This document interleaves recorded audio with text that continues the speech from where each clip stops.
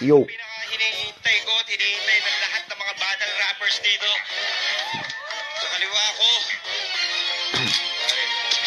Gura direct că vin pe beat să o dau exact până la sfârșit, că mi-au zis că nu se poate, uită-te, nepoate, exact cum ca să ajung departe, zi de zi fac poezii, mă piși pe toți, hei, tării care au zis că n-am șanse, muzica hip-hop le dau la muie și o fac cu cap. Taci în gâtul mătei că tu nu mă știi, că am făcut de mic copil viața în poezii, am pus-o, o pun în continuare, fiindcă sunt tare încă o dată, paca rămâne în picioare, pregătit încă o dată ca să o dea prea bine. Ng lahat ng mga batang rappers dito.